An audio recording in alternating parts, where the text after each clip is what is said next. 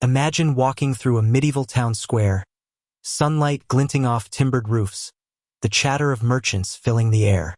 Suddenly, all eyes turn to one figure in the center, a man or woman, forced to wear garments not of their own choosing.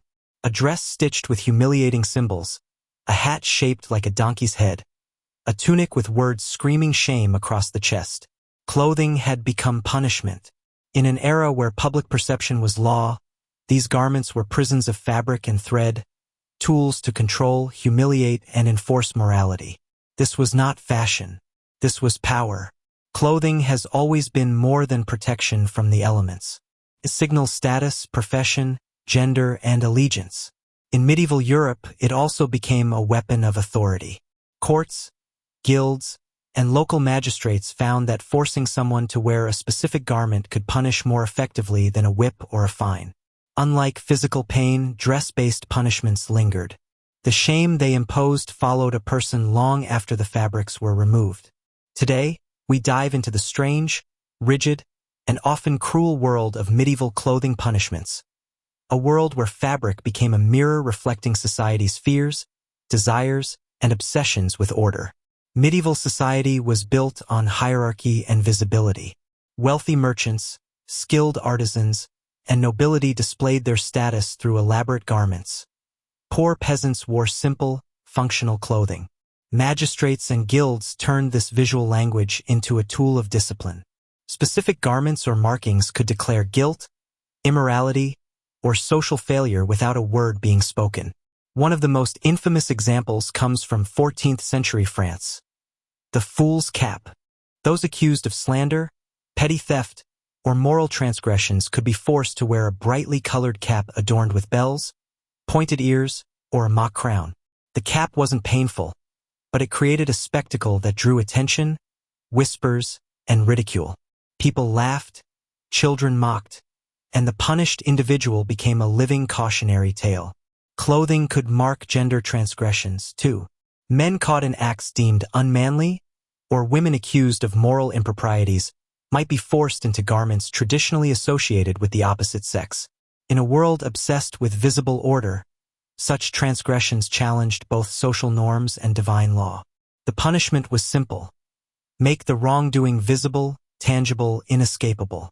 Guilds in medieval towns controlled not only trade but also behavior. Craftsmen caught cheating, shirking duties, or violating codes of conduct faced dress-based punishments. For example, a guild might require a negligent apprentice to wear a tunic painted with symbols of incompetence, like ladders, broken tools, or comical images, and parade through the workshop or market square. In England, records from the 15th century describe apprentices forced to wear aproned garments labeled with liar or thief, while carrying a mock tool of their profession. The effect was psychological as much as social. Colleagues and townspeople were invited to judge, shame, and correct the behavior. The garment became a portable sentence, a walking reminder that skill and morality were inseparable in the eyes of society. Medieval authorities often targeted women through dress-based punishments, especially for alleged sexual transgressions. Courts would require women accused of adultery, gossip, or disobedience to wear conspicuous symbols of shame. A popular method was the lettered kerchief, or a tunic emblazoned with a large A for adultery, or other letters indicating moral failure. Men, too, were not exempt. In some towns, men guilty of public indecency or failing to meet communal expectations were forced into exaggerated or feminized clothing. This was less about comfort and more about visibility. Humiliation became literal, worn for all to see. The intersection of gender and dress allowed authorities to reinforce social hierarchies and ensure that deviating from the expected roles came with public consequences. Beyond individual cases, sumptuary laws codified these punishments. These laws regulated who could wear what, often dictating color, fabric, and style based on class and morality. Violating these rules could result in mandated attire that marked both status and sin. A misstep in fashion could become a lifelong stain on reputation, or at least a public spectacle for a day. Shaming through clothing wasn't reserved for courts or guilds. Town festivals and seasonal rituals offered opportunities to combine entertainment, morality, and punishment. During certain feast days, Fools or moral offenders were paraded in town wearing garments meant to provoke laughter and reflection. For instance, in parts of Germany, towns staged events where those guilty of minor crimes were dressed as animals, like pigs or donkeys, during spring festivals. These animal suits signified moral failure, laziness, or foolishness. The community's participation in laughter reinforced societal rules. Shame was communal, fabric was its canvas, and every stitch told a story of obedience or failure. The church played a powerful role in regulating morality, and clothing became a tool of spiritual correction. Monastic orders and parish authorities often used garments to enforce penance, particularly for sexual transgressions or breaches of chastity. Women accused of adultery or fornication might be required to wear a penitential robe, a coarse, rough-spun garment sometimes dyed in dull, attention-grabbing colors like yellow or red. These robes were designed to be conspicuous, marking the wearer as someone who had failed divine and social law. Men were subjected to similar treatment. Priests sometimes required them to wear oversized or brightly colored tunics as a form of public humiliation after moral failings, such as gambling or dishonesty. The goal was not just punishment, but a performative reminder to the community. Sin has a visible cost, and repentance must be worn, displayed, and witnessed. The church's use of dress-based punishment also intersected with gendered expectations. Women's modesty and sexual behavior were more closely scrutinized, and robes or kerchiefs could symbolize both guilt and the need for redemption.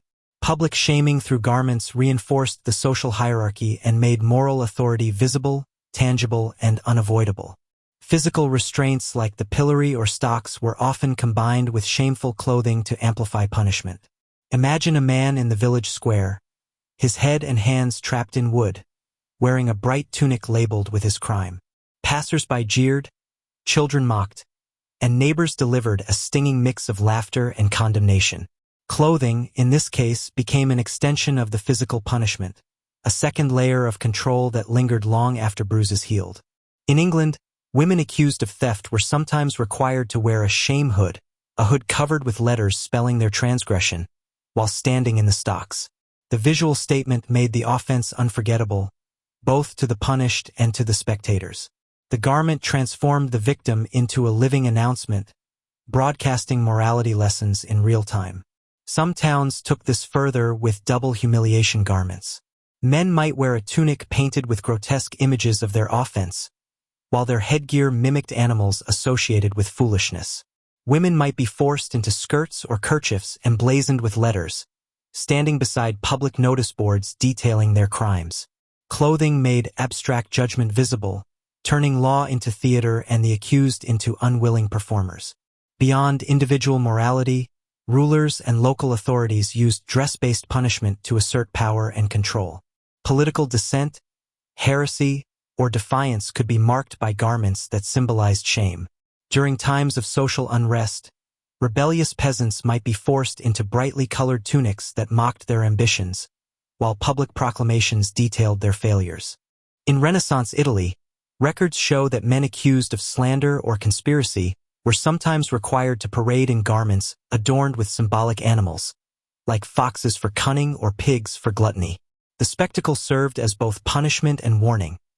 Defiance was visible, and the fabric of authority itself could dominate the body and psyche of the offender. Similarly, in England, political prisoners sometimes faced dress-based humiliation during public ceremonies. A prisoner could be made to wear a tunic painted with symbols of disloyalty while being led through a crowd, reminding citizens of the consequences of challenging social order. Clothing was no longer just a tool of personal morality. It had become a medium for reinforcing power, hierarchy, and obedience. The genius or cruelty of dress-based punishment lay in its subtlety.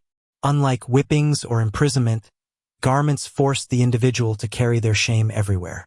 Each color, symbol, or letter was a psychological tether, a reminder of transgression, visible to neighbors, friends, and family. Yellow, for example, was a color often associated with deceit or sexual transgression. A woman wearing a yellow kerchief or robe communicated moral failure instantly. Red might mark aggression or impurity. Even simple symbols like a painted ladder represented moral climbing or failing, visible and permanent for the duration of the punishment. This psychological weight extended beyond the individual.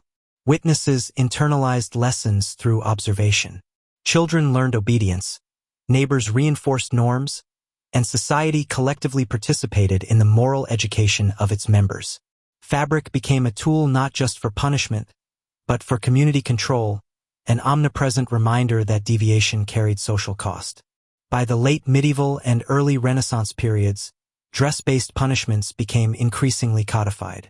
Guild records, court archives, and ecclesiastical decrees preserved vivid examples of clothing as moral theater. They remind us that public shame, gendered control, and authority were inseparable from fabric, color, and design. Even when laws changed, the psychological principle remained. Make wrongdoing visible, unavoidable, and permanent through clothing. The thread, the dye, and the pattern became instruments of social discipline, proving that the medium could be as potent as any physical punishment. A garment was not just worn. It was a sentence, a spectacle, and a warning. Some punishments went beyond simple color or markings. In 16th and 17th century Europe, offenders might be forced to wear a complete shame suit, a custom garment constructed to maximize humiliation. These suits could be covered in sewn-on symbols, letters spelling crimes, or grotesque patterns intended to mock the wearer's character. In one English village, a woman accused of adultery was made to wear a full-body robe covered in the letters adultery, sewn in contrasting thread that could be seen across the marketplace. She had to walk daily through the streets for a week, a moving testament to her supposed moral failure.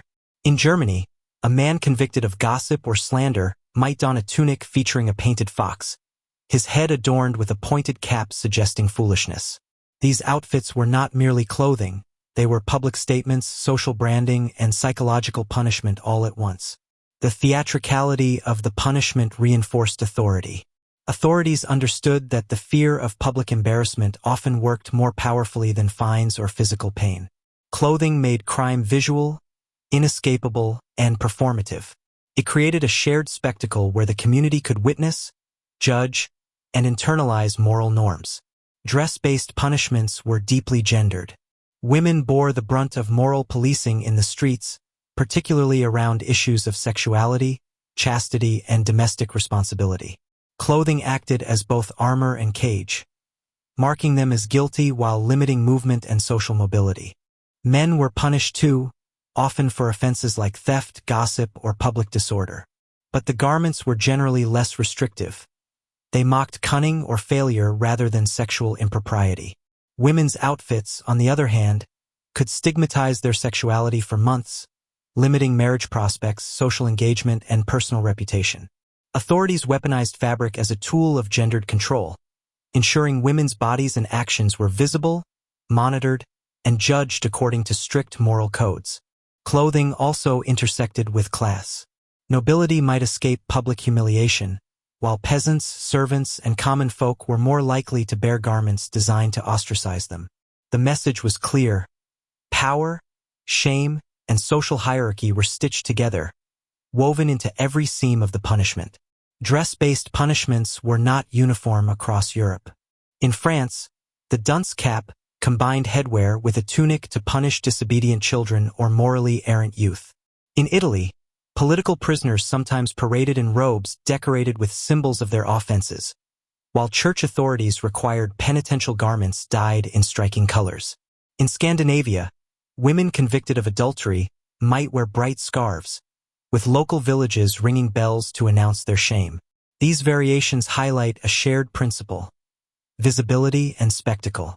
While the style, color, or symbol might differ, the aim was always the same: make the offense public, enforce conformity, and reinforce the power of authorities through clothing. What stands out in these historical records is the communal aspect of punishment. The wearer of the shame garment was not isolated. The punishment relied on public observation. Marketplace gossip, neighbors' stares, and children's mockery amplified the psychological impact. Each day spent in a shame garment reinforced the lesson, not just for the punished individual, but for the entire community. This theater of shame created a powerful social code. Transgressors learned to fear not only the law but the judgment of their peers, their families, and the broader social body. The clothes became a medium of control as potent as any jail cell or whipping post. Fabric, dye, and embroidery were instruments of authority, teaching obedience through visibility and psychological weight. While we no longer parade offenders in public garments marking their crimes, the psychological principle persists. Public shaming, social media call-outs, and visible symbols of wrongdoing are modern echoes of medieval practice. The lesson of the shame garment reminds us how humans have historically used visibility, fashion, and symbolism to enforce morality, hierarchy, and control. The medieval obsession with clothing as punishment demonstrates how intertwined identity and appearance are with social order. The body, dressed in shame, became a canvas for communal discipline. Every stitch told a story, every color marked a crime, and every symbol broadcast a moral lesson. When we imagine medieval punishments, whipping, stocks, or branding often come to mind. Yet the subtler, psychological power of shame deserves equal attention. Clothing-based punishments relied on the human instinct to be seen, judged, and remembered.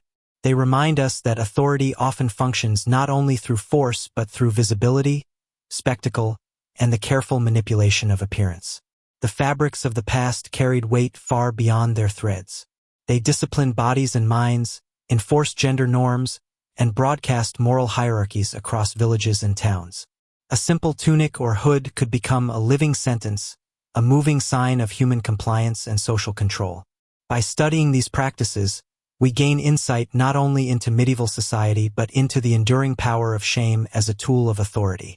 Clothing became a silent, yet potent language of punishment, capable of teaching, humiliating, and controlling long after the individual walked away from the public square. The next time you consider the role of clothing in history, remember that for centuries garments were not only fashion, they were instruments of judgment, spectacle, and power.